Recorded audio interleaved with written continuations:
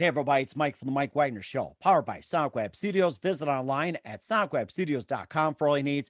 Looking at a professional website without breaking your budget? Sonic Web Studios is the answer. Sonic Web Studios offers fast, affordable custom web designs at below the competition way. Call today, 1-800-303-3960. It's 1-800-303-3960, or email to support@sonicwebstudios.com. Mention the Mike Wagner Show, get 20% off your first project. Sonic Web Studios, take your image to the next level. Also, time to give official shout out to our official sponsor of the Mike Wagner Show, international warring author Mia Mosensia.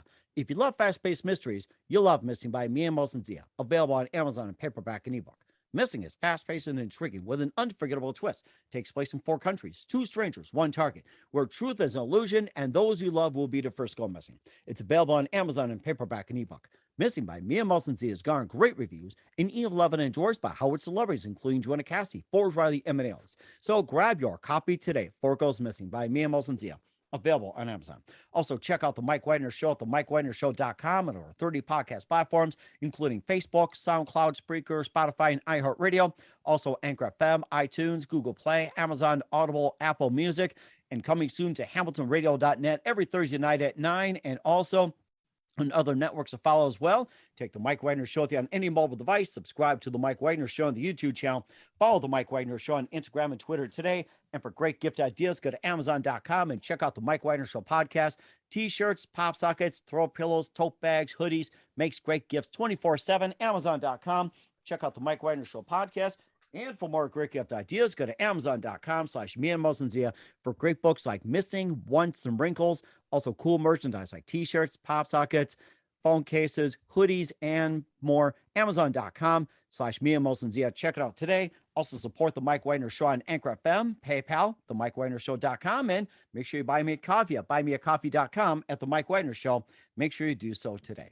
We're here with a terrific lady who's a wife, mother, daughter, and lover of all literary. We'll talk about that. She's also got a book called Mast, and she's also a journalist by training, holds degrees from University of Virginia and Columbia, also began as a business reporter for Poughkeepsie Journal and went on to Crane Communications as international publisher of business and trade magazines. Also periodically contributes to Advertising Age, and she also had led some creative led strategies, marketing for several global companies, also launched a boutique marketing firm, did some consulting, and currently an adjunct professor at Georgetown University. We'll talk about that. And the brand new book takes a taut, complete look on how we hide behind inauthenticity to guide through interpersonal relationship, and also a backstory behind it too. It's called Mast and live, ladies and gentlemen, from the Plus Studios in beautiful downtown Washington, D.C., the amazing wife, mother, daughter, and of course, she loves literature, the very multi-talented author of Mast, Kim Greer. Kim, good morning, good afternoon, good evening. Thanks for joining us today. Hi, Mike. How are you? Thanks for having me. Well, I'm doing great and glad to have you on board as well, too. So you're wife, mother, and daughter, and lover of all literary, and you're a journalist by trade. You also hold degrees from University of Virginia and Columbia University. You began your career as a business reporter for Poughkeepsie Journal and went on to Crane Communications as an international publisher of business and trade magazines, and also periodically contributed to Advertising Age. And you also conducted and led strategic and marketing communications for several global companies. You launched a boutique marketing firm, did some consulting. You're also current adjunct professor at Georgetown University. And your new book takes a taut, complete look and how we behind the inauthenticity to guide through interpersonal relationships and more. And there's a little backstory behind it too called Mast. And before we get into all that, Kim, tell us how it first got started. Well, sure. Well, I've always been a storyteller. I think from the time of 12 years old, I got into writing short stories and was encouraged by my English teachers, the first of whom was my mom. And so I kept with it. I just kept writing.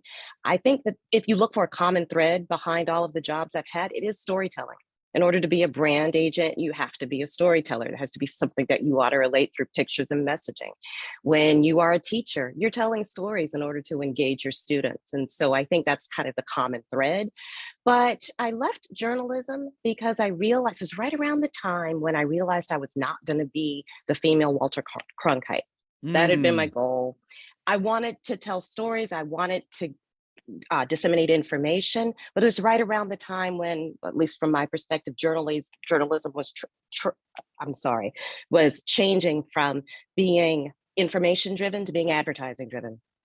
Mm. And it really wasn't something that I wanted to do. And I didn't like the scrutiny of the stories that I was writing, because a lot of them had to do with whether or not they would be placed in the same issue as a particular advertiser. And it just wasn't why I got into it. And so I went the corporate route, but kind of always kept my story writing on the side. And like so many would-be writers or wannabe writers, when the pandemic hit, I decided to pull it out, dust it off, and see what I got.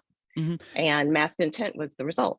Hmm. And before we talk the book as well, too, it made me think too that I was a journalist back in the day. It was more sports writing. You talked about the information, but then it's like, wasn't advertising back then considered taboo as well? If you like, say, you did a story on so and so and it was tied to advertising, wasn't that Right. taboo back then?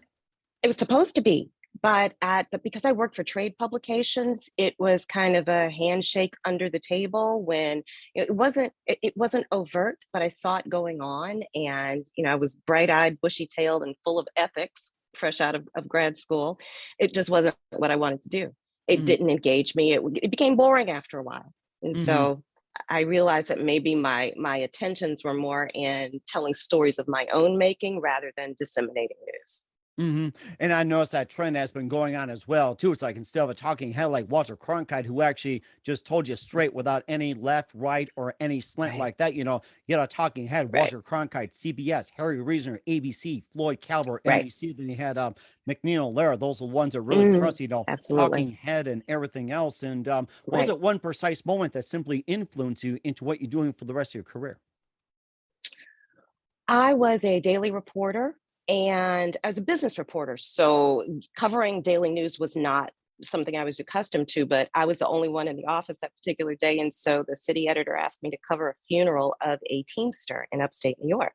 Hmm. And I couldn't figure, what is my goal here? The only thing he wanted, it wasn't to get the coverage of the actual funeral, it was to get a quote from then Governor Mario Cuomo, Hmm. because we were a small, tiny little paper. And Cuomo at the time had the reputation for only speaking to Albany state-based reporters, and I was not that. And so that became my challenge. But it wasn't so much just to get the quote. I think it was to say this paper had the quote. And I felt like that was a bit of a misplaced carrot dangled in front of me. I didn't really see the value. I wasn't successful. His people flanked around him in a way I understand, yes, this is a governor and you're not going to let just anyone come up to him.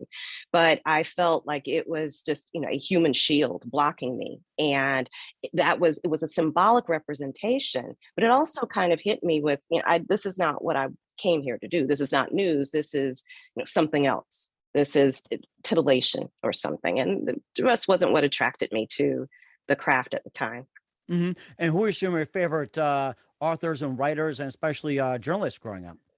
Oh, sure. I loved Walter Cronkite. I mentioned that. I love Dan Rather, and I still love him to this day. Hmm. But I also was very into fiction. And this is going to sound really weird. My favorite book of all time is Crime and Punishment. I love Oh, Dostoevsky. yes. Crime and Punishment. That's a classic.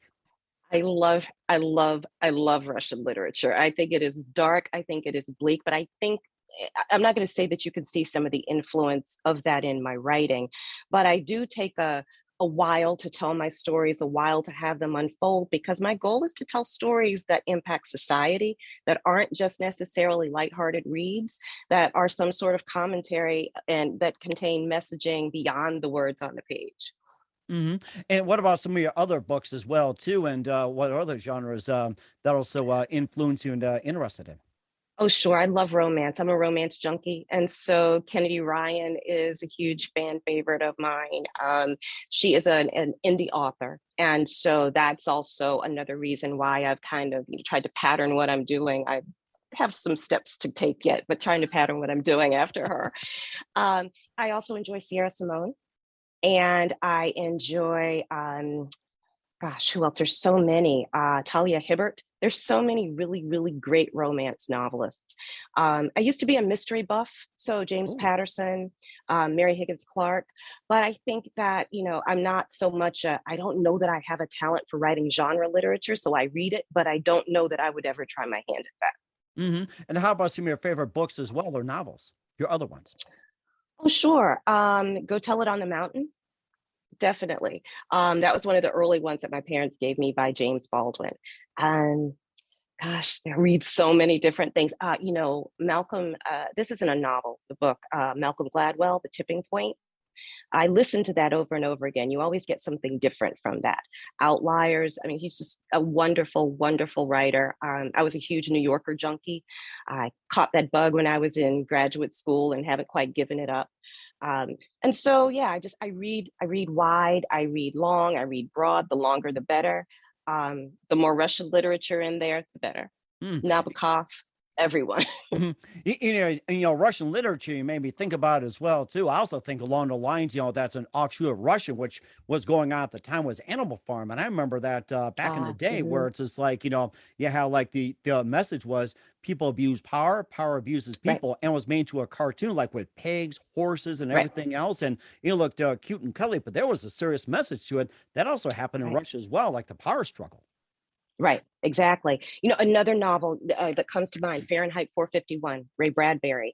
And, Oh, yes. just a few months ago, we were talking about books that should be banned. And, that's the whole backdrop of that novel about how books have been cast out of society because they're affecting our minds in a way that no one wants. We're burning books. And I kind of feel like we've gone back to that. So, not to, I don't think that I'm a dystopian author, but I think that all of those dystopian themes definitely influence kind of some of my bearing as a writer and some of the thinking about what I want to do going forward.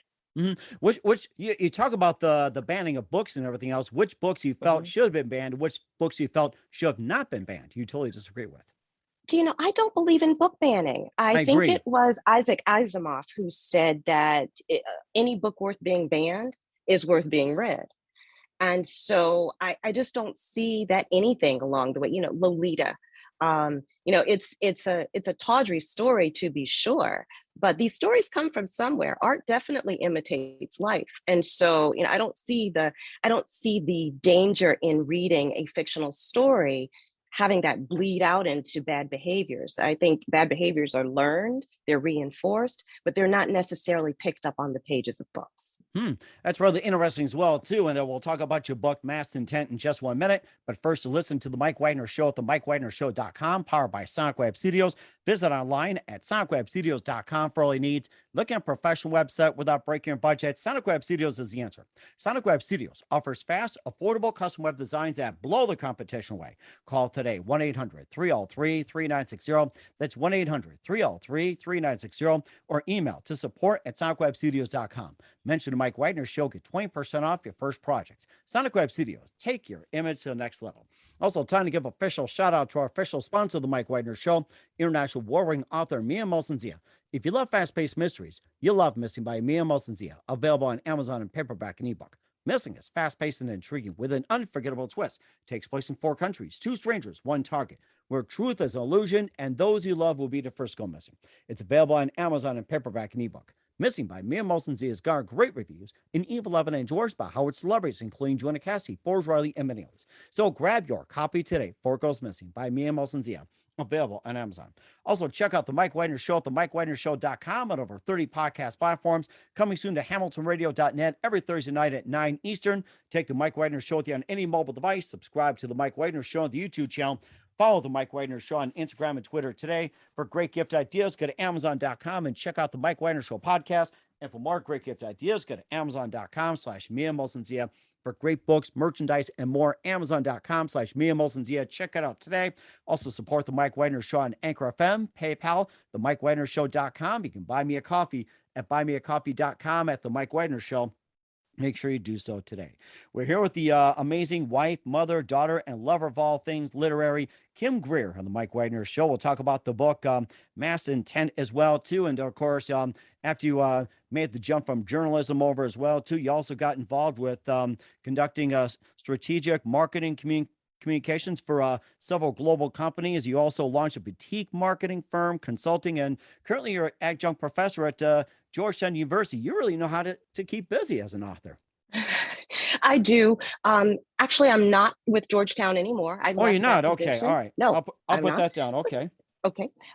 However, yeah, I guess, again, storytelling is the common thread through all of these kind of positions, these travels that I take. I really enjoy the creative process. Branding is something that I truly enjoy. I enjoy also being an independent contractor, and so that's been a wonderful experience as well. But it's all been leading up to being a writer. I believe that's the crux of who I am. It's what I do. It's where I'll go. Hmm. And of course, of all the professions you've been in, what would you say your favorite story would be if you were to sit down and write a story? Like you've been with Poughkeepsie Journal, like say Advertising Age, or say you're with Georgetown, or anything like that. It's like, what would be your favorite story to write about? I was an advertising columnist in Cleveland with Crane's Cleveland Business, Oh, and wow. Okay. I loved the marketing column that I wrote every other week because it basically was an advertising gossip column. And the and, that's and call you're it by and its you're too name. ethical about this. But it was, when I say gossip, it wasn't about, sordid things. It was I know, about I'm kidding. contracts coming and going, right? But it was very informative because it also gave some indication as to the types of businesses that were moving in and out of Cleveland. And so I felt like I had a scoop on the local daily paper. I was only writing once a week, but I was able to pack my column with news from advertising agencies because if anybody, if you want to find someone in the know, PR folks are in the know. And so they would feed me information. I would chat them up, they'd chat me up. And it was just great fun every week to compile that information. I'd love to maybe write a book about that someday. It was great. And speaking of Cleveland as well, too, I know they had Mhm. their ups and downs. They almost filed for bankruptcy, and then I think Mhm. somewhere a decade later, they became really artsy. Put in a Rock and Roll Hall of Fame. They got Right, rid of that steel belt image. Where were you right. at the time? When you're in Cleveland, was it like in a down period where it's like they're about to file for bankruptcy, or was it like they they got they became real artistic, like Rock and Roll Hall of Fame, and Right. improved? What was it? I'm trying to think of that ballpark in Cleveland. What do they call it? Like.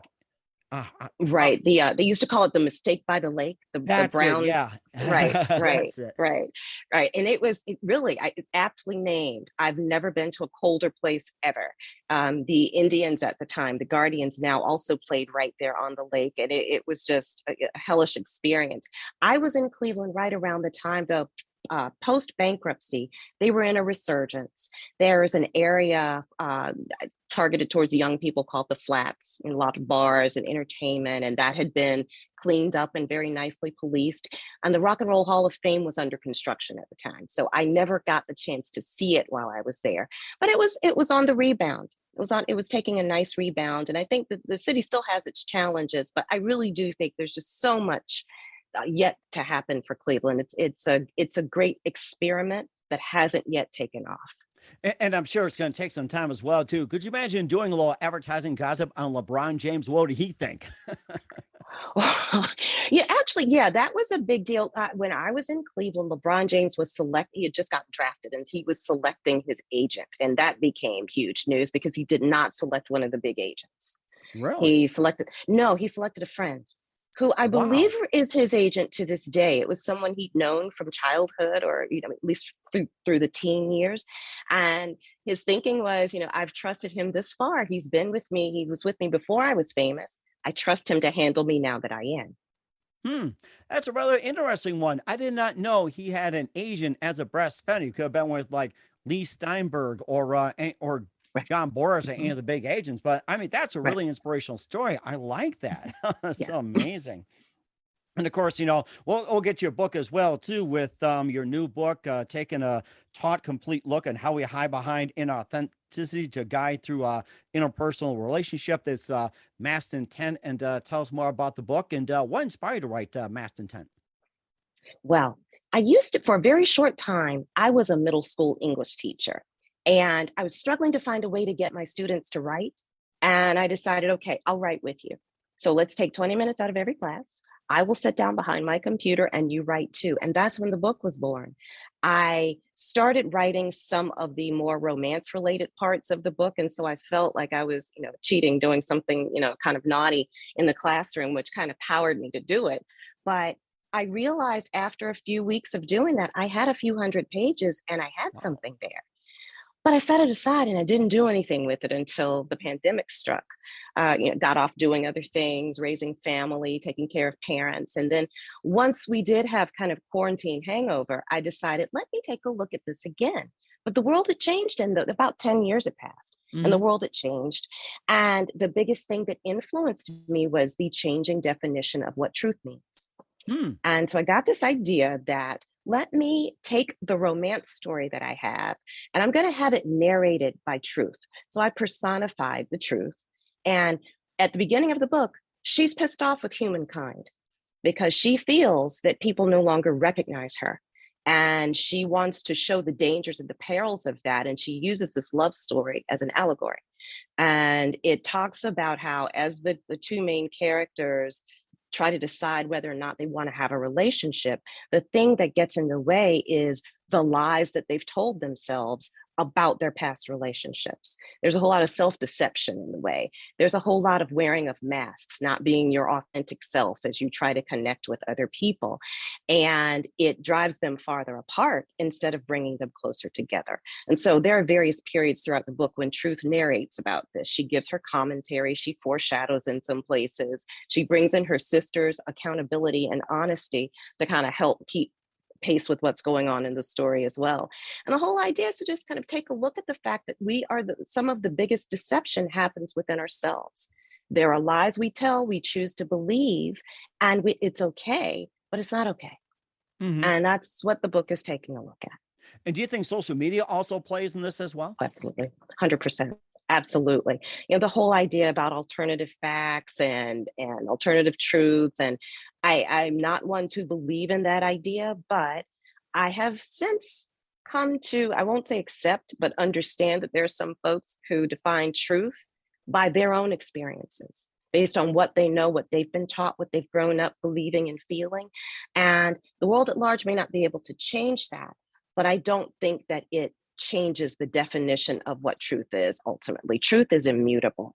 And that's kind of one of the overall themes in the book. Truth, my personified narrator, says that. And I'll give a little bit of a spoiler. She's taunting influence. And so influence is going to have something to say in the coming sequel. Mm. So you got a sequel coming up, and then I do. you talked about the writing a book like some 10 years ago up until the Right. pandemic when you decided to pull it out. Mhm. What was truth considered back then, 10 years ago compared to now? Well, I can tell you, truth was not an element of the book back then. It started out being just kind of a straight love story. I was going to write a romance and see if I could get it published. So, truth really didn't play any role in it. But I'm happy that I didn't finish the book, number one, then, because I think it would have been a lot less impactful. The characters certainly would not have been as developed. And I don't know that it would have touched my heart as much as it does now. I really kind of like this idea of truth trying to teach us a lesson. Hmm. And in what way? How would that teach a lesson? Well, she is that the book is called Masked Intent, and her premise is that we all wear masks because we don't like to live in our authentic skin. But that's dangerous because at the end of the day, you lose yourself. You lose yourself, you lose the benefit of honest, pure interactions with others. And it's no way to live in peace. It's no way to live in grace. But it is the way society is going, and we need to make a decision. Is that who we want? Is that the nation we want to be? Is that the world we want to be? Because that doesn't foster trust and camaraderie between people. It continues to pull us apart.